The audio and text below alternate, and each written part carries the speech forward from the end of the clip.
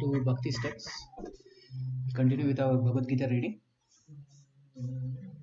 Let's start with the prayers which are on our screen. Om Agyana Timanandasya Jnanam Jana Shalakaya Chakshuranmitam Yena Tasmai Shri Gurave Namaha Shri Chaitanya Manobhishtam Sthapitam Yena Bhutale Swayam Rupa Kada Vayam Dadati Swapadantikam Vandeham Shri Guroho Shri-Yukta Patagamulam Shri Gurun Vaishnavansha Shri Rupam Sagrajatam Sahagana Raghunatamvitam Tam Sajivam Sadvaitam Savadhutam Parijana Sahitam Krishna Chaitanya Devam Shri Radha Krishna Padan Sahagana Lalita Shri Vishakhantaksh He Krishna Karuna Sindhu Deen Bandhu Jagatte Gopesh Gopika Kanta Radha Kanta Namaste Tapta Kanchana Gaurangi Radhe Vrindavani Shri Vishabhanu Sadev Pranami Hridhi Vancha Kalpadurvesh Vibha Sindhu Reva Tapaditanam Bhavanebhyo Vaishnavo Namaha Jai Shri Krishna Chaitanya Prabhu Nityananda Shri Advaita Gadadhar Shivasari Gaur Bhaktivinoda Hare Krishna Krishna Krishna Hare Hare Hare Rama Rama Rama Hare Hare.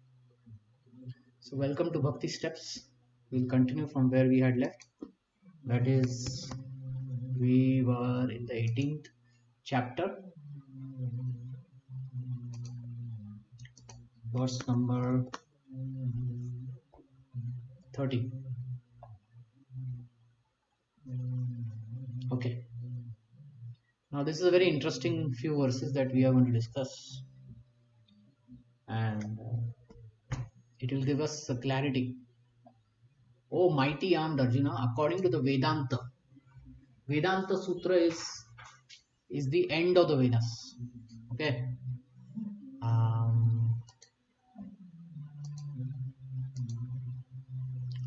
So this is the whole tree of the Vedas.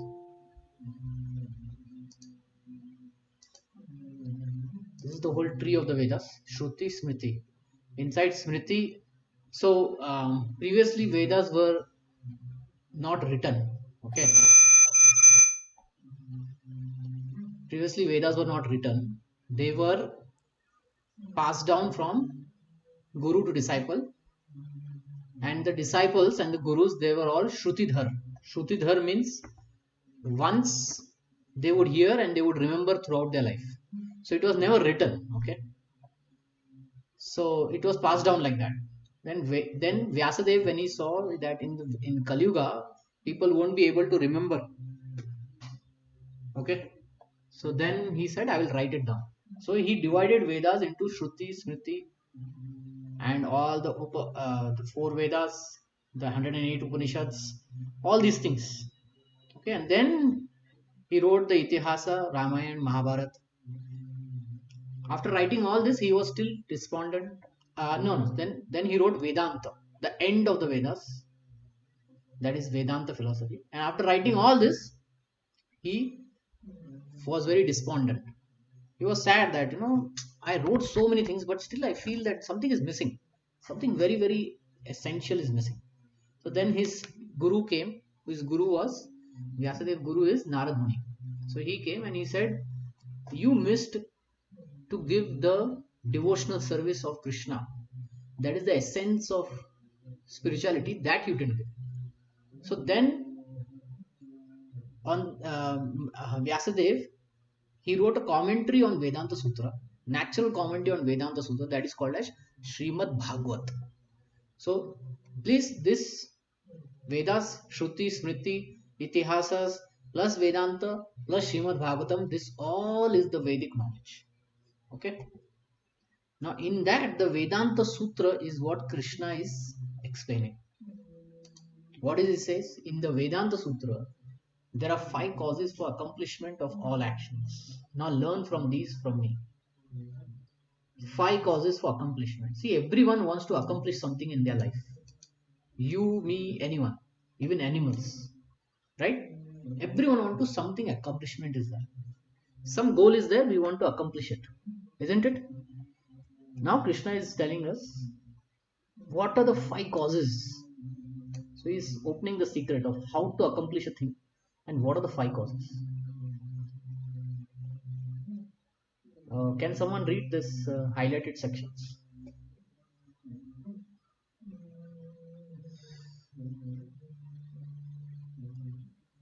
Hare Krishna Prabhuji.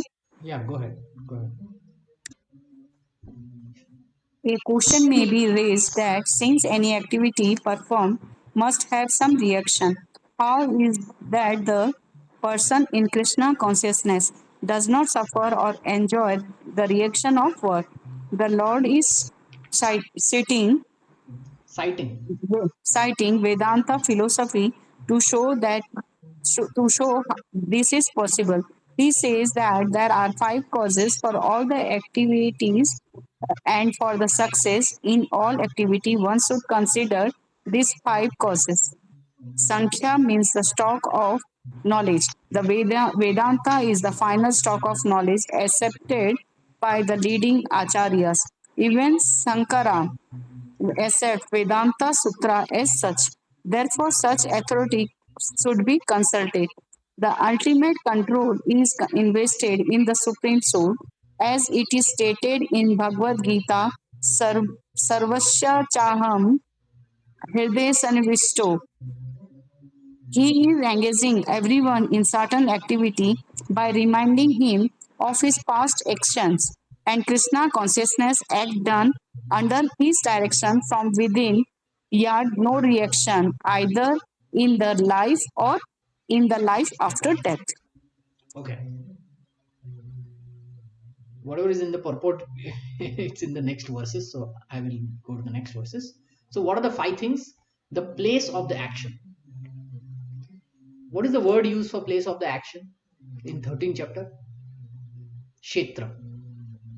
The performer, Kshetrajna. The various senses. Senses. What's the word for senses? Indriya. Many kinds of endeavors. Ultimately, the super soul. So we'll read this 14th, 18.14 text. It's very important to read the original Sanskrit text. Slowly, even if you have not learned Sanskrit, right? Slowly, you will understand. If you're conversant with any Indian language, right, you can easily understand. Adhishthanam tatha karta karanam sa pratak vidam vividdasya prataksha daivam chaivatra panchamam. Panchamam means five. Adhishthanam tatha karta. Adhishthanam, the place. Karta, the worker. Karanam, instrument. Pratak vidam, different kinds of vividha, pratak, separator. Cheshta. Cheshta means endeavor.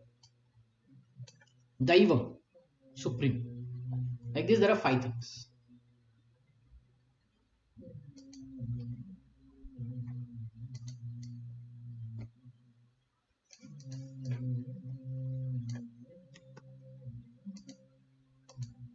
This is a very important concept. We'll take it.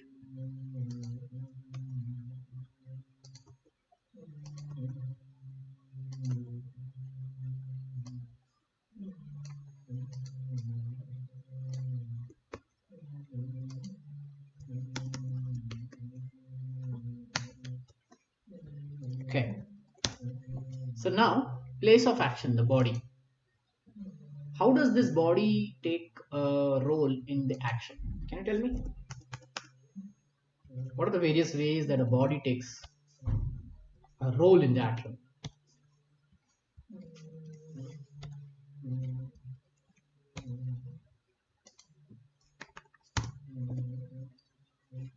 Any thoughts?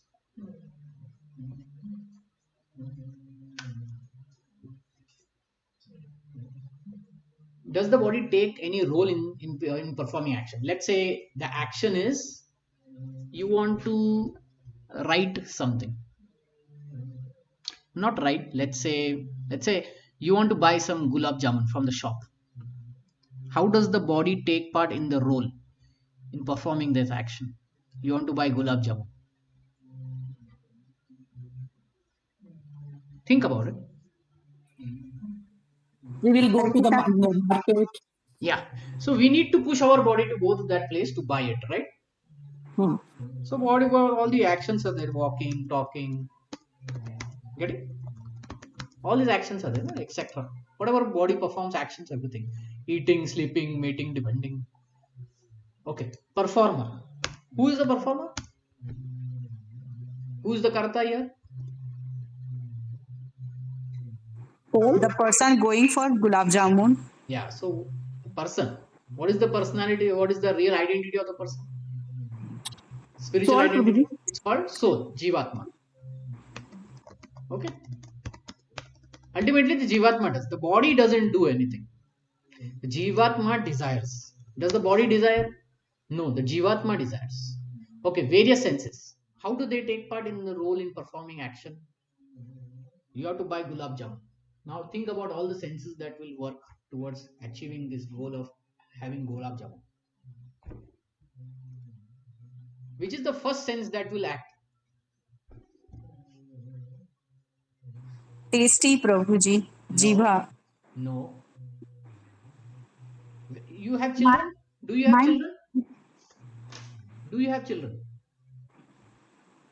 yes, Prabhuji, we have children. Yeah. So you remember they were one time very small, and you had to take them in front of some sweet shop or chocolate shop. How did you take them without them noticing the shop? How did you do that? Prabhu ji possible ही नहीं होता था, बच्चे लोग का आंखें अपनी तुरंत ही चले जाता था. Okay, you're okay. Any fathers here? Because fathers are expert in doing this. Any fathers in this group? No Prabhu ji, in this our childrens are very smart. वो लोग को पहले ही पता पड़ जाता है. वो डर की वजह से नहीं बोलते हैं, अलग बात है, लेकिन पहले ही पता लग जाता है. Okay, okay. We will take child of like 3 years, 4 years.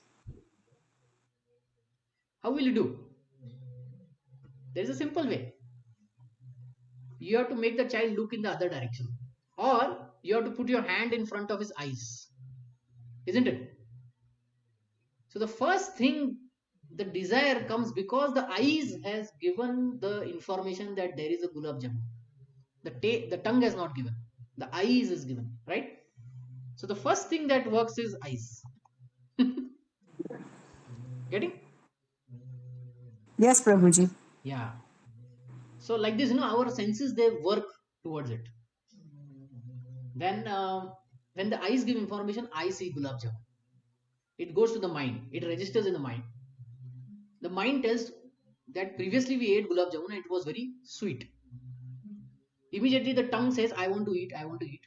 Water comes out in the tongue, right? And then when the tongue starts forcing, the person says, I want to do something. Then he uses his body to walk towards the gulab jamun shop, pull out the money, tell I need half kg of gulab jamun. So speaking, talking, walking, and then buy that gulab jamun, put it in the mouth. When the mouth it is put, again the action of the body, the various senses start happen, tongue, etc. And they register the same experience. It is sweet. This is how the whole thing is working, right? What are the main? So this is how senses play a role in performing action. Okay, what are the various kinds of endeavor that we do? We have to earn money, right? We have to walk towards it, right? So these are all the endeavors to get that gulab jamun, isn't it? Isn't it? These are all the various kinds of endeavor. We have to walk, we have to climb, we have to pull, like that. Okay. Okay. Now we understood how to get gulab jamun by 4 activities. 4 things we can get gulab jamun. But Krishna says there's a fifth thing, super soul. How does this play in this whole picture of buying that gulab jamun, eating that gulab jamun? How does a super soul play there? Any thoughts?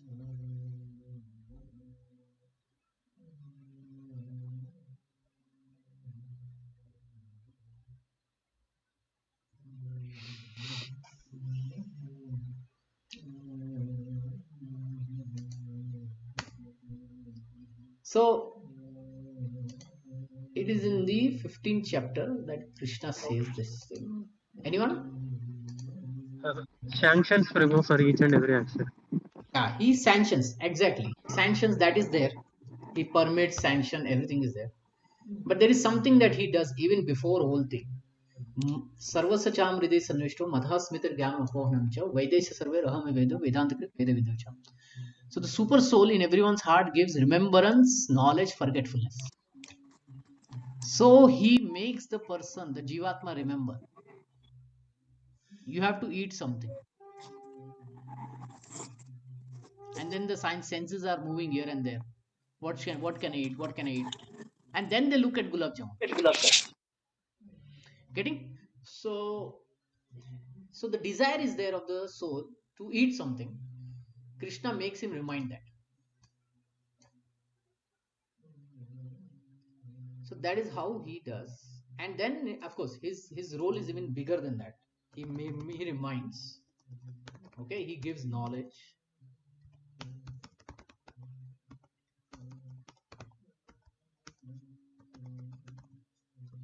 Then he gives forgetfulness also.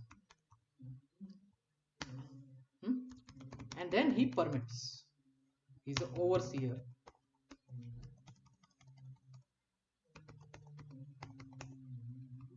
All this role is there. So you see, for action, all these things, they work together, isn't it? Now let's say the body is having diabetes, right? So will he go and buy a gulab jamun even though he wants it?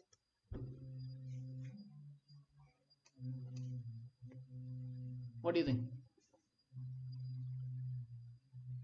He has sugar problem, but desire is there. I want to buy gulab jamun. So body has defect. He has diabetes. So will he do that? Will he go buy the gulab jamun? No problem. Yeah. So any one of them can give a different result. Getting? Let's say somebody is blind. He doesn't see only that gulab jamun. Body is good, performance there. Somebody is blind. He doesn't see that, so he never endeavors that. But Krishna is reminding him, you want to eat gulab jamun, you want to eat gulab jamun. But then his eyes is defective. So you are getting, we need all these things to be healthy, to perfectly perform certain activity, accomplish it. Any one of them or any 2-3 of them, problematic, right? So this is how the whole system is working to accomplish action. There are much more details, but this is like a initial understanding. We'll get into it. The word adhishthanam refers to the body. The soul within the body is acting to bring about results of activity, and therefore is called karta. So the soul wants that result. So therefore he is called karta. The soul is the knower and the doer, as stated in the Shruti. It is also confirmed in Vedanta Sutra by the verse that the instrument of the actions are the senses. With the senses he does that action. And by the senses the soul acts in various ways. Various endeavors are there. For each and every action there is a different endeavor. But all activity depends on the will of the Supreme. So the super soul, his will is very important. If a person is poor, or let's say we'll go back to this. Everything is good. Body is good, performer, senses, different kinds. But the super soul is not permitted. Then the action won't happen. Who is seated within heart as a friend? The super soul is the super cause. Under these circumstances, he who is acting in Krishna consciousness under the direction of super soul, situated within the heart, is naturally not bound by any activity. Those in complete Krishna consciousness are not ultimately responsible for the actions. Everything is dependent on the supreme will, the super soul, supreme personality of Godhead.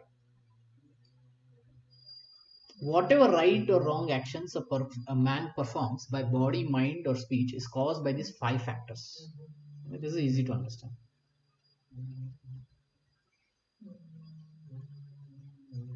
There are words like right and wrong. Right means according to the scriptures, wrong means against the principle of scriptures. Therefore, one who thinks himself the only doer, not considering the 5 factors, is certainly not very intelligent and cannot see things as they are. Therefore, we should not think, I have only done it. we should know that there were other factors also playing a role in it. Okay, there are other factors also playing a role in it.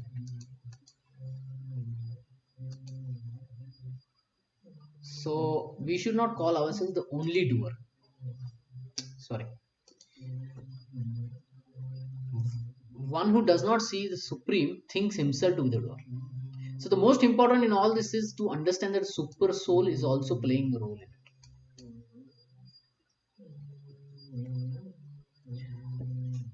Otherwise, what will happen? If one doesn't see the supreme and he thinks himself to be a doer, what is the problem?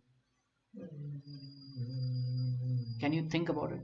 What is the problem to say that I only did it, nobody helped me? उसको समझ में नहीं रहेगा कि वो what is right and what is wrong.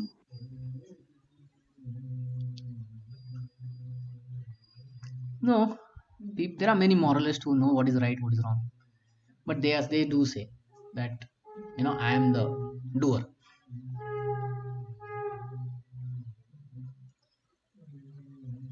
Let's say there is a team, and the manager, he successfully creates a product, sells it, and they get a profit. The manager stands on the he gets the award because he's the manager, right? And then he says in his speech, it was I who did it. It was I who created the product. It was I who sold it. It was I who got the profit. What is the problem in that statement? अहंकार प्रभु जी, proud. What? अहंकार, proud. What proud he is? He got success, so he's okay to be proud. But अकेले उसने नहीं किया ना. Yes. False. Yes. So one should not think himself to the only doer. He should acknowledge that it was done as a team effort. So our every action is a team effort. In that, the super soul is the ultimate factor.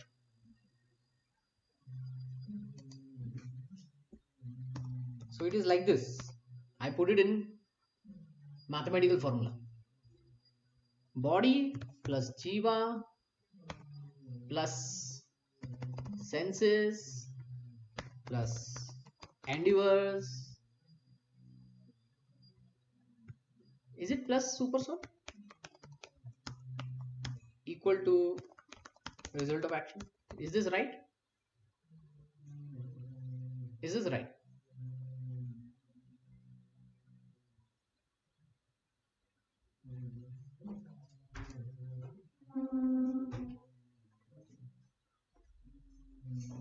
Is this equation right?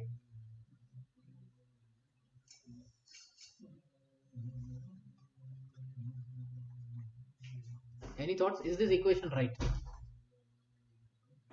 Yes, Prabhuji. No, it's not right. How? Let's say all these things are there and the super soul is not there. Still you will get result? The desired result or something? No, right? So it is actually like this. All these things they add, but the super soul multiplies. Meaning the super soul is the ultimate granter, right? So if he is 0 and if all these things are big numbers, what is the answer? What is the answer for this? 0. Yeah. So one may put big endeavors, but if ultimately super soul is 0, then gone. Result to milega hi nahi. If super soul is 0.5, you will get half of it, no? Isn't it? So that's how super soul is the ultimate benefactor. But how does the super soul becomes 1, 0.8, 0.5, 0.2, 0.10? What is his logic? Does he play a coin, heads or tails? Abhi aa gaya heads, I'm 0. Abhi aa gaya tails, I'm 1. Does he do that? No, Prabhuji, it is according to our karmas. So So he takes input. Super soul takes input of our karmas, desire, and credits that we have. Now we should be eligible for this kind of desired result. Okay? Like I'll tell you simple thing. If somebody does a yagya to get a child, will the super soul give him a child? Yes or no?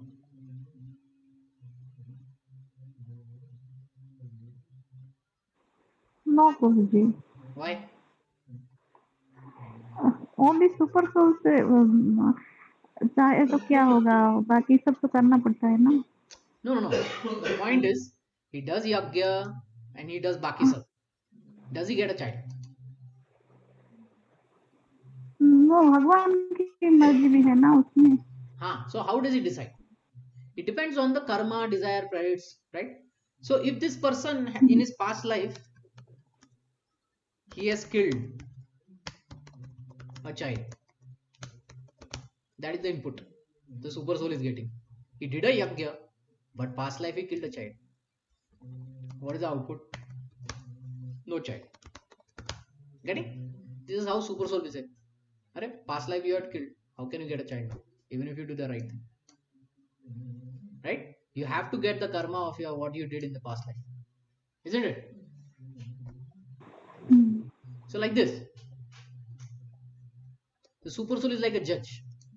Neutral judge.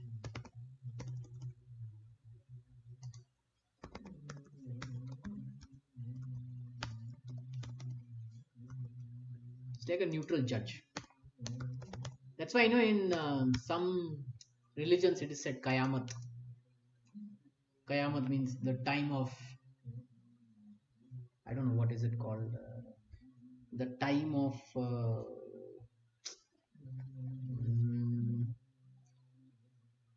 okay,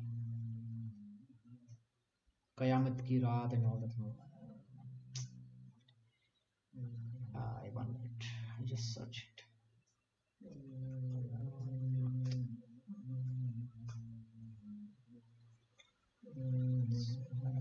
Tuesday.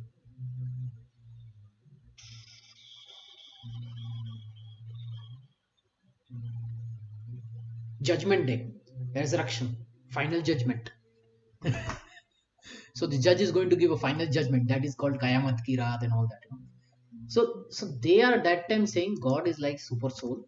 They are pointing to that. It judges. Kya kya kiya tha, kya kya nahi kiya. All kinds of good, bad deeds, and then he gives result.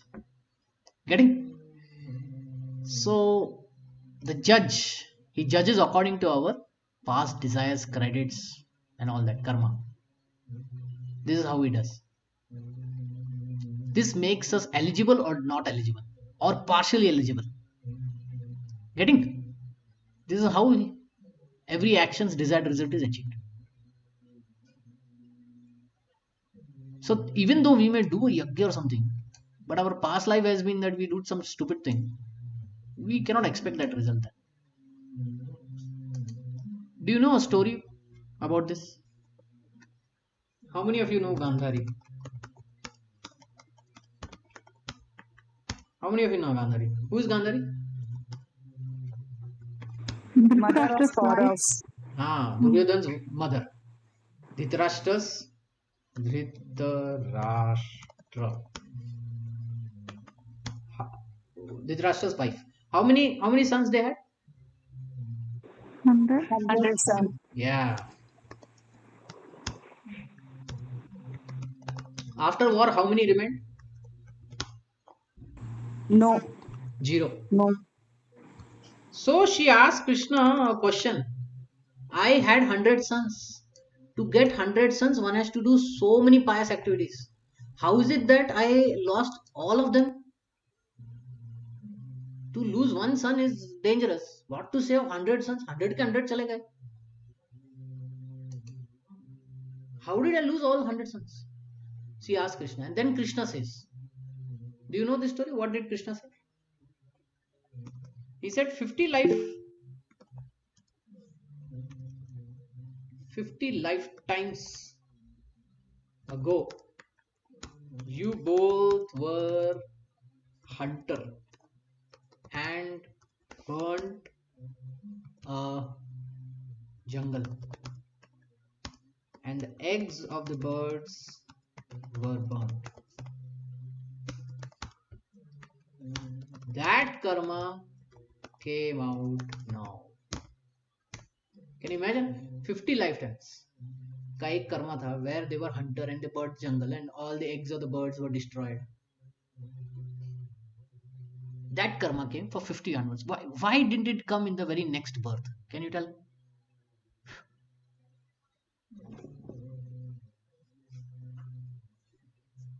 See, to get one क्योंकि वो son, 100 sons के लिए उनको पहले उतनी पायस activities करनी थी करनी ना, पड़ेगी तब ना. उनको 100 Yes. सन्स So मिले. it took 50 lifetimes to get a pious activity credit to get 100 sons and then to lose it in one shot because of this karma. Now Krishna is supreme, right? He is the super soul. So now he explained a case study. Does it make sense now? Does it make sense? Yes, yes. Okay.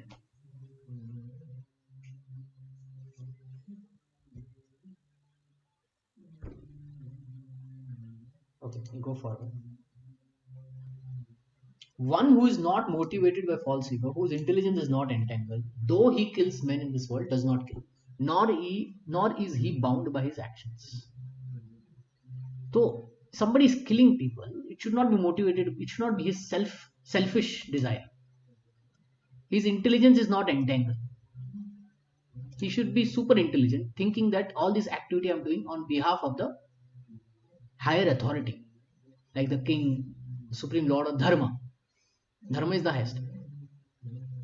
When he kills, he does not kill. Neither he is bound by his action. These reactions don't come to him. Getting?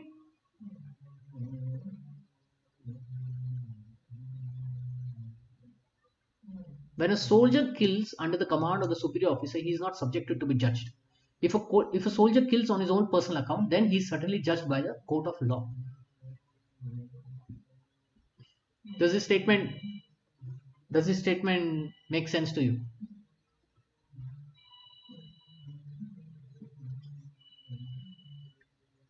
We have discussed this point in previous classes, isn't it? Any doubt here? हरे कृष्णा प्रभु जी, आपने क्या पूछा समझ में नहीं आया मुझे. No, what I'm asking is, this particular statement is there, right? The soldier kills under the command of a superior officer, he is not subjected to be judged. But if the soldier kills on his own personal account, then he is certainly judged by the court of law. हाँ हाँ प्रभु जी, जैसे एक सैनिक जो युद्ध में लड़ता है उसका किसी के लिए भी उसको ये नहीं होता है, पनिशमेंट नहीं मिलता है. लेकिन जब कोई पर्सनली किसी का मर्डर कर देता है तब उसको पनिशमेंट मिलता है, क्योंकि वो अंदर गवर्नमेंट के जो आदेश है उसके अनुसार वो काम करता है, तो उसका वो काम रहता है. सेम यहाँ पे भी भगवान वही. Yes. So that's what Krishna is trying to tell Arjuna. He was thinking that he's killing his kinsmen, his family members. That is selfishness. He was thinking that. Then he's saying that is not intelligence. Then he's saying that will get karma. But Krishna is saying you come out of the selfishness, do it as a duty, do it for higher purpose of dharma. You won't be bound by the reactions.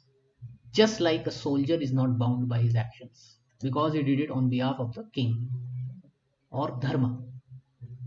Same way, you won't be bound by the reactions.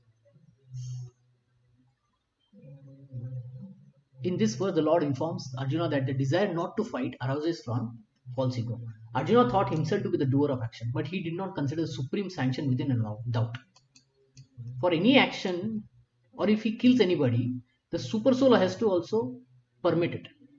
Without that, it won't happen. If one does not know the super sanction is there, then why should he act? But one who knows the instrument of work himself as the worker and the supreme lord as supreme sanctioner is perfect in doing everything. Once we know that we are doing anything for dharma, then we are right. We don't have to worry. Dharma Rakshati, what is that verse? Dharma protects one who follows Dharma, something like that, right? Such a person is never in illusion. So, rise from false ego and act in Dharma. In Paradharma, that is Krishna consciousness. So you understand how Krishna is trying to motivate, convince Arjuna to fight. Does this logic make sense to you?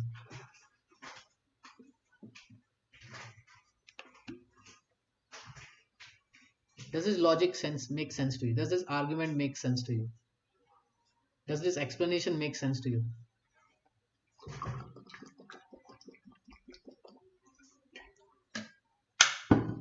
Yes? Yes, Prabhu. Yeah. Okay. Knowledge, the object of knowledge and the knower are the three factors that motivate action. Knowledge. Krishna gives this knowledge. Object of knowledge and the knower. That is the person who's trying to do something. Object of knowledge. Now, what he's trying to achieve. The senses, the work, and the doer are the three constituents of the action.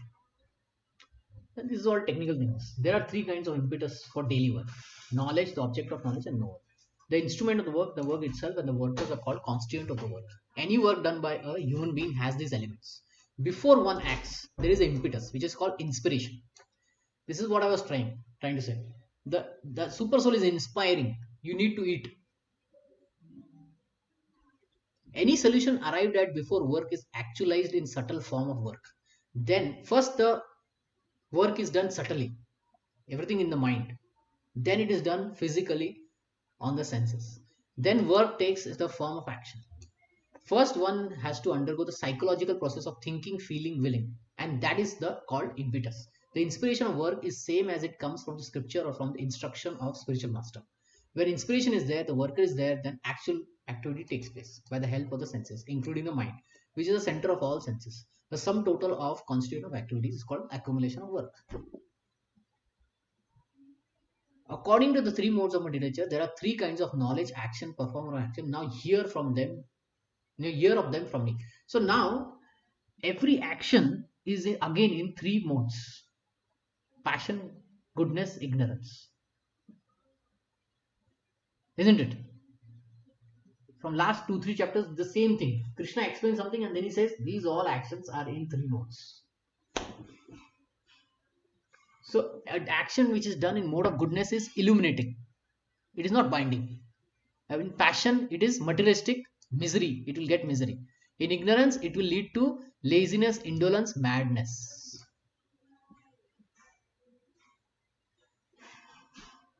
So every action we perform, the modes are also inspiring us to do certain things. That knowledge by which one undivided. Now Krishna is going to tell how does this knowledge is in three modes of nature. First thing he says, that knowledge by which one undivided spiritual nature is seen in all living entities, though they are divided into innumerable forms, you understand that to be in mode of goodness.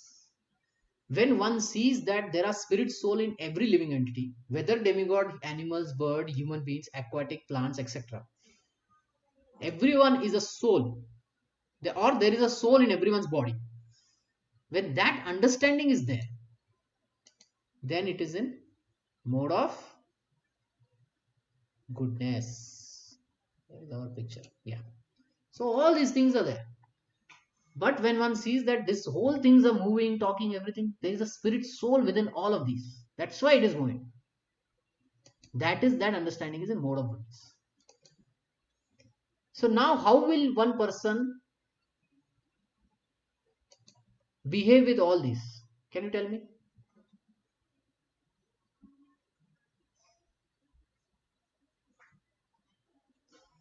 Let's say you are in, say, Tamil Nadu. You are in Tamil Nadu, okay? You come from Delhi. Let's say you are in Tamil Nadu in some city, Chennai. And now there are 20 people around you. And then there's an announcement happens.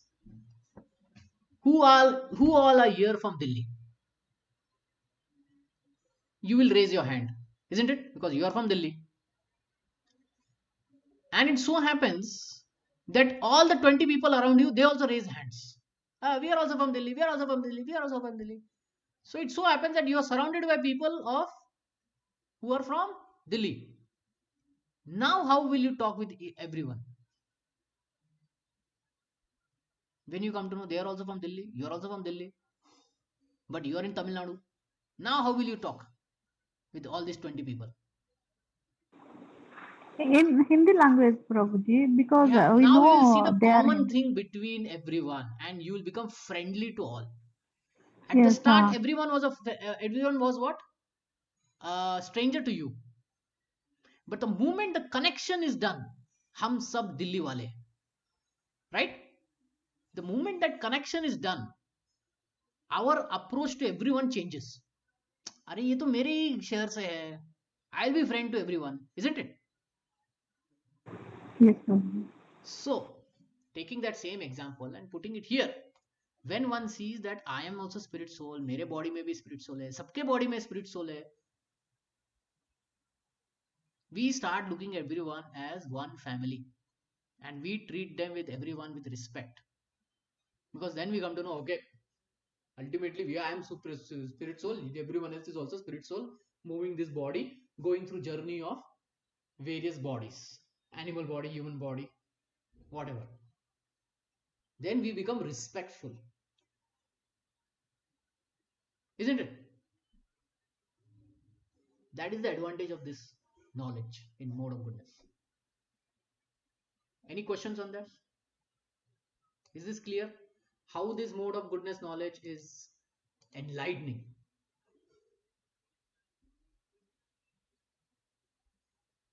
Yes?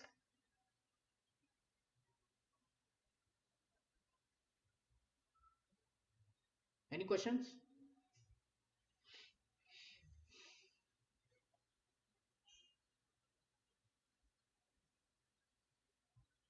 Okay. That knowledge by which one sees that in every different body there's a different type of living entity. You should understand that in mode of passion. So now he sees that everyone is different person. So now how he'll act? How he'll behave?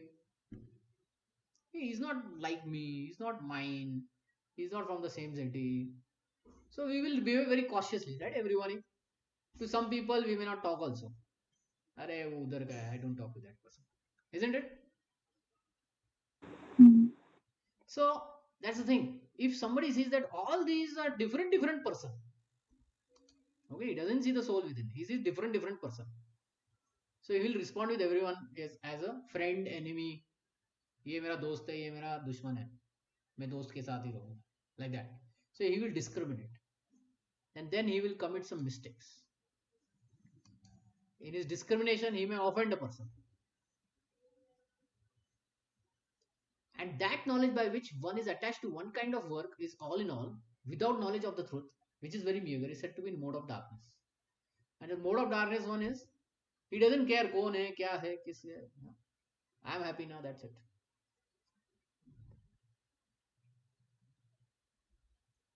In other words, knowledge concerning spirit soul beyond this body is called knowledge in mode of goodness. Knowledge producing many theories, doctrines by dint of mundane logic and mental speculation in mode of passion. And knowledge concerned only with keeping my body comfortable is said to be in mode of ignorance. For such a ignorance person, God is money. Satisfaction of body is most important. भाड़ में जाए लोग, I don't care. That is mode of ignorance. So this Krishna discussed knowledge in three modes. Okay. Now he will say how actions also in three modes. That action which is regulated, which is performed without attachment, without love or hatred, without desire for fruitive results, is said to be in mode of goodness. Now this thing he has repeatedly said in previous chapter. You have to perform your duty. You have to perform any action as a duty, not for like, okay, after doing this, what I'll get. Not with that kind of mentality. This is my duty. Like a policeman he saves a person. He should not say, okay, I saved you, now give me 20,000 rupees. Should he say that like that? No, right? He said, what? That is your duty, right? You are doing your duty. You have to save people. Now let's say he doesn't ask anything, but you want to give him. Because you saved me, I'll give you 20,000 rupees. What will he say? What will he say? It's my duty. Yeah, it's my duty. Like that. So he does it without attachment, without love or hatred, without desire for fruitive results. So as a duty, he does it. And there are other things also, as a welfare for everyone. Ultimately, doing it for the satisfaction of Supreme. Such things is Karma Yoga, which is mode of goodness. And the result will be good. But actions performed with great efforts by one seeking to gratify his desires and enacting for a sense of false ego is said to be in mode of passion. Like I talked about this bribe and all that. It's a mode of passion. That actions performs in illusion, in disregards to scriptural injunction, without concern of fruit of bondage, or for violence, distress caused to others, is said to be in mode of ignorance. Terrorists, completely illusioned, no regards to any scriptural injunction, violence or distress caused to others, without concern ki whether I'm doing this right or wrong, future bondage, next life I will kill this person for any reason. I'll kill the babies, I'll kill the any number of people, and I'll be free. No, he doesn't think of all these things. So such a person is in madness. That is mode of ignorance. Does it make sense now? Any questions?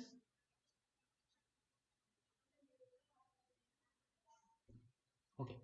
One who performs his duty without association with the modes of material nature, without false ego, with great determination and enthusiasm, without wavering in success or failure, is said to be a worker in mode of goodness.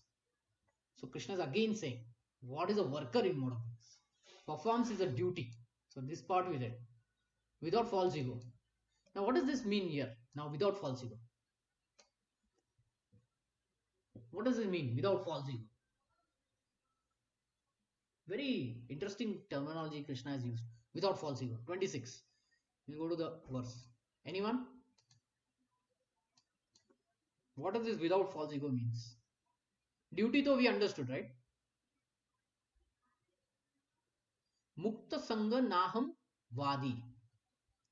Naham Vadi is without false ego.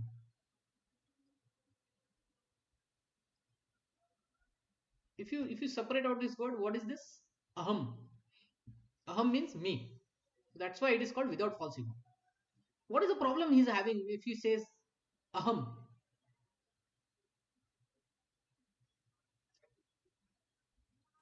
हम means मैं, जैसे अभी आपने example दिया था कि मैंने ये किया, मैंने वो किया. Yes. So Krishna is saying he does it as a duty, and he understands that he is not the only doer.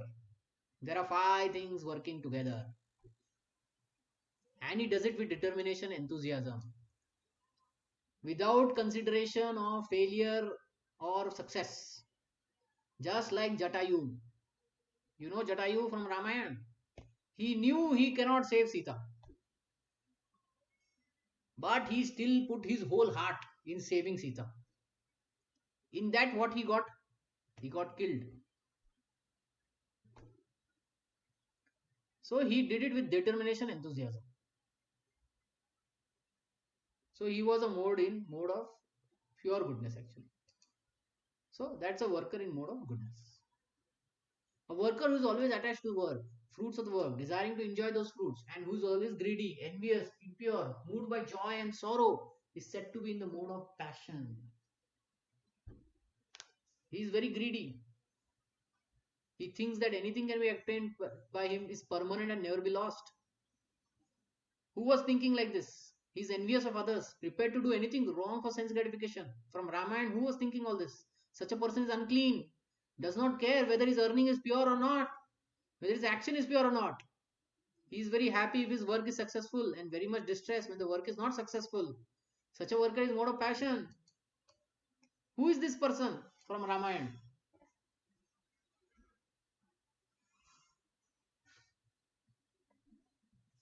Jatayu we discussed, worker in mode of goodness. Now, worker in mode of passion. Who is this person? Who is very greedy? Thinks himself that, hey, everything is permanent for me. I will not die. Ravan.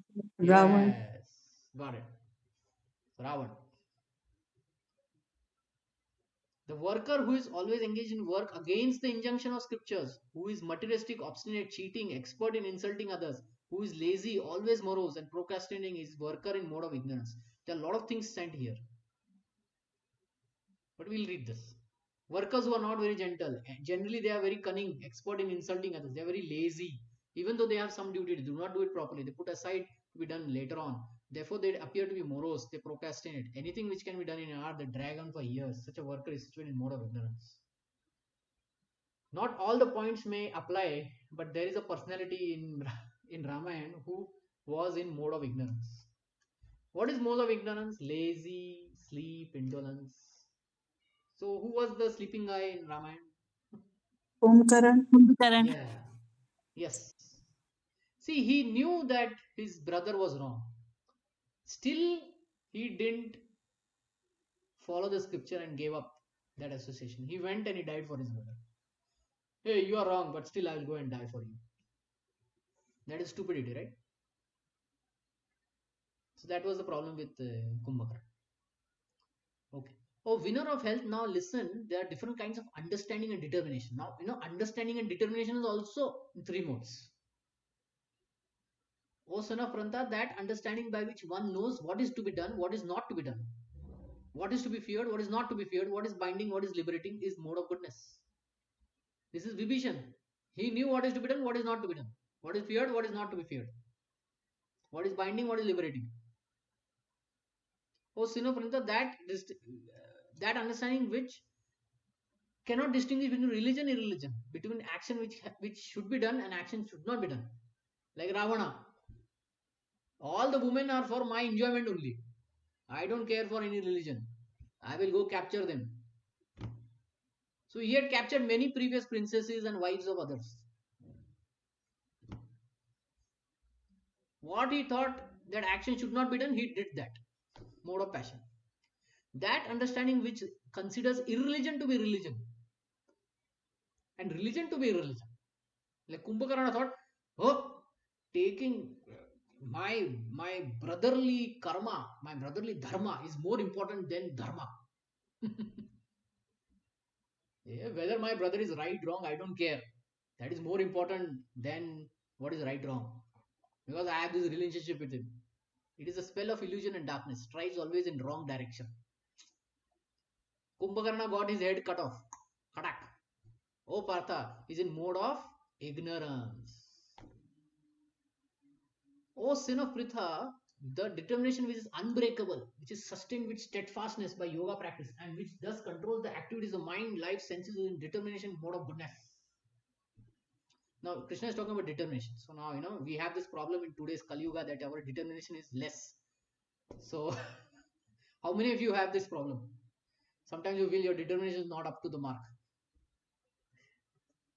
There anyone here along with me? Anyone?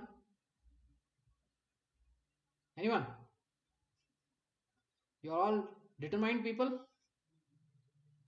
No, people, no, Prabhuji. No, Prabhuji, it's not possible in Kali Yuga. Yeah, we will struggle with determination, but we have to be determined. Okay. See, we can come to this mode of goodness, even though Kali Yuga is pulling us down by sattvic lifestyle and by doing devotional service. We can raise ourselves. Once we start chanting and all that, we continue chanting, right? 2 rounds, 4 rounds, every day we're chanting. That is a great determination. It is not like that's a determination mode of goodness. So like that. Hmm? Whether we are not here, then we have to come to here. We have to come to this platform. Hmm? So, okay. By that determination by which one holds fast for to fruitive results in religion, economic development, and sense gratification. Means that determination is only for what I will get out of it. Tell me that. Like, sometimes we see children. We tell them, okay, do studies, do this, do that. But they are not interested. But if you tell them, if you do this, you will get one chocolate. If you do this, you will get two. If you do this, you will get that. So then they will do it, isn't it? Because their very nature is passion. I see the carrot, I see the goal, I see the fruit, then only I'll do it. So such determination is there. Children are determined, but you have to show them the fruit. You have to show them, some carrot or some gulab jamun. Then they'll do it, isn't it? Yes or no? Yes, Yes, Prabhu. Prabhu. Yeah. Yes, Prabhuji. And that determination which cannot go beyond dreaming, fearfulness, lamentation, moroseness, illusion. So sometimes we are in this, including me, I am also here, mode of darkness. So by okay, we'll read this and then I'll explain. It should not be concluded that a person in mode of goodness does not dream. Here dream means too much sleep. Dreaming is always present, either in the mode of goodness, passion, ignorance. Dreaming is natural occurrence. But those who cannot avoid oversleeping, who cannot avoid the pride of enjoying material objects, who are always dreaming of lording it over the material world, and whose life, mind, senses are thus engaged and are considered to have determination in mode of ignorance. Okay? Basically, all of this is laziness. So when laziness creeps in us, that is mode of ignorance. What is the time right now? What is the time right now? 8:30. 8:30. After 1-2 hours, we will all feel lazy and we'll go to sleep. Isn't it? Yes or Yes, no? Prabhu. Yeah. Yes. That is okay, sleep. That is okay. Why? Because the time to sleep has come. So it is okay to sleep at that time. It's okay to feel lazy at that time. But let's say morning 6 o'clock, 7 o'clock, 8 o'clock. That time we are going to sleep. Then that sleep is mode of darkness sleep. Getting? That sleep is not so much appreciated. That determination is in mode of darkness, which leads to what? Madness. In other words, stupidity.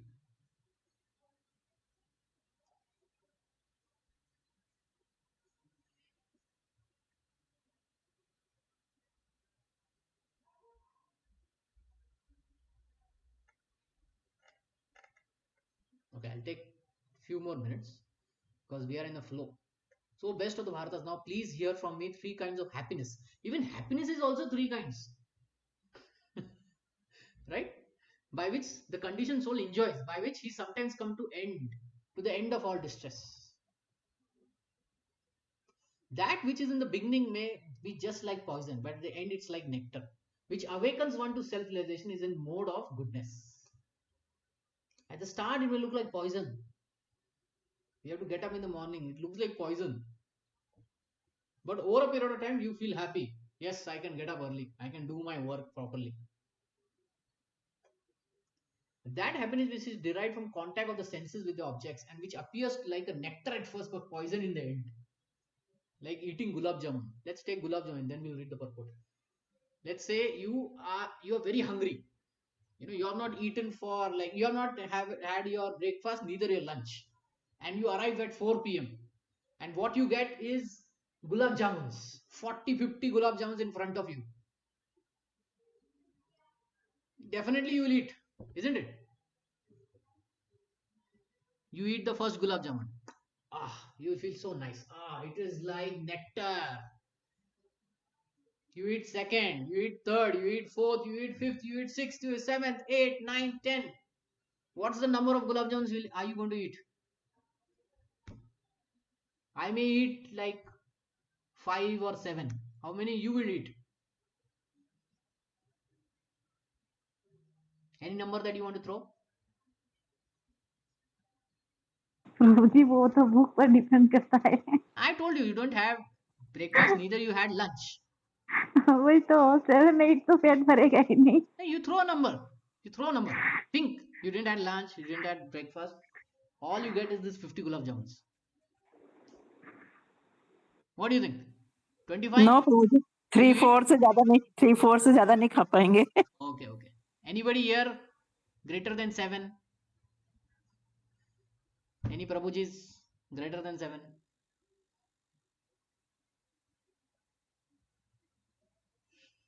No one? Yes or no? प्रभु जी बिल्कुल भी नहीं, एक या दो भी बहुत, बस उससे ज्यादा नहीं. Okay. Let's say there is one Prabhuji and he has a capacity to eat 15. Now my question to you is, at the first it is very nectar, right? Gulab Jamun is so great. So first Gulab Jamun is great. Second Gulab Jamun is also great. Third, fourth, fifth, sixth, seventh, eighth, ninth, 10th. Is the 10th Gulab Jamun great as nectar as the first? No Prabhu ji. Yeah, that's what this means. At the start it is nectar. वही चीज कर करके it becomes poison. Not too much, not too much. अभी बहुत हो गया. Getting? So that kind of happiness which is derived from contact of senses. See, when the important thing is to understand that it is senses. So senses cannot be unlimitedly fulfilled. Getting? It cannot be unlimitedly fulfilled. Your eating cannot go unlimited. It has to be limited. It has to be optimum. It has to be balanced. Only how much is required. 2 gulab jamuns, 3 gulab jamuns, whatever. 3 se zyada nahi. Otherwise, it will end as poison.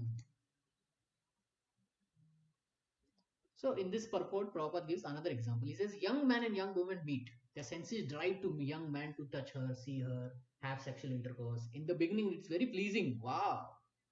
But at the end, after some time, it is like becoming like poison. They get separated, there is divorce, there is lamentation, there is sorrow, there is etc. etc. etc. So, happiness, which is such a happiness in mode of passion, it will end up in misery. So where our senses are giving us happiness, right, that should be limited, that should be controlled, that should be yukta ahara, it should be regulated, it should not go unregulated, it should not go uncontrolled. If it goes uncontrolled, it will end up in poison. Does it make sense? If this whole thing is there, does it mean that we should not marry? This is what it means. If it's going Hare to end Krishna up, प्रभु जी, जब कोई easily मिल जाता है तो वो फिर happiness उतनी नहीं रहती है. आपको जब उसके लिए कोई बैटल करना पड़ता है या आपको उसको, तब आपको उसमें रियल होती है. और अनलिमिटेड मिलने से प्रभु जी वो खुशी भी सीमित हो जाती है. okay, good, that is another way to look at this. Yes. So point is, wherever senses are giving us happiness, right, keep it regulated. It won't be always nectar. Okay, it will turn down into poison.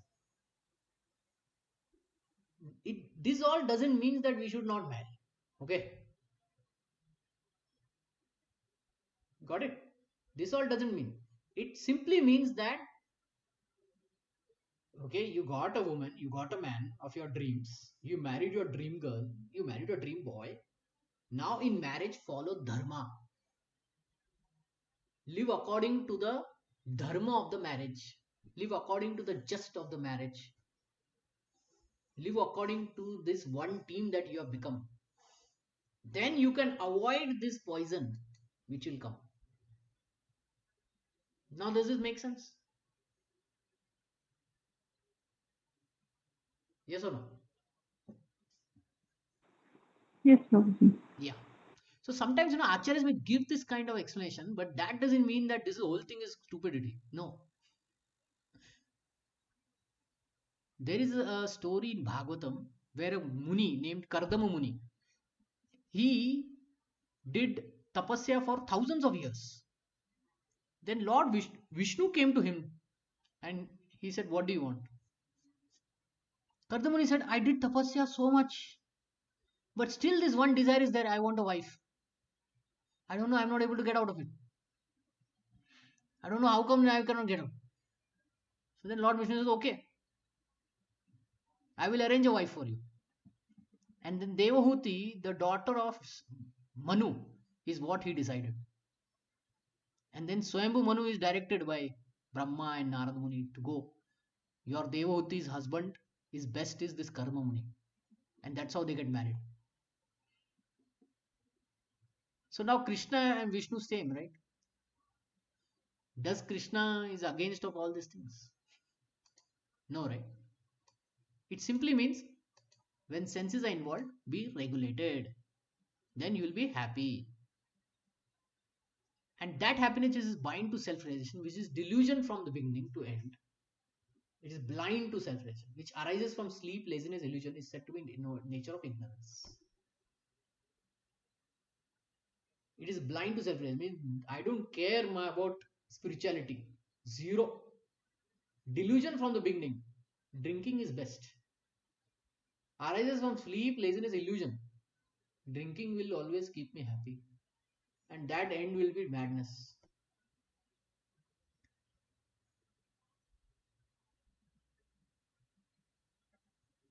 There is no existence either in this here or among the demigods and higher planet system which are freed from these three modes of born of mortal nature. Okay, so now these three modes are there, right?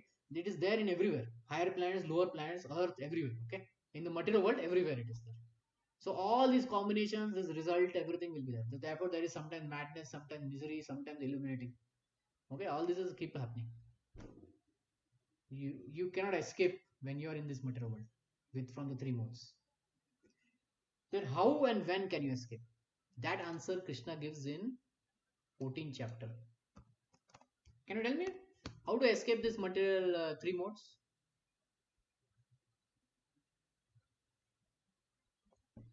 Does anyone remember how to escape? Does anyone remember this verse? Nam so yoga vicharena bhakti yogena sevate sa gunan samati yetyat sa gunan samati yetan brahma bhuya kalpate. What does verse means? One who engages in full devotional service, in bhakti, unfailing in all circumstances, at one transcends three modes and comes to the level of Brahman. So, what is the answer? How to escape from these three modes? By Bhakti, Prabhuji. Yes. Now, in the later part of this chapter, again Krishna is going to come to that conclusion only. So, we'll stop here. Any questions or comments? Any questions?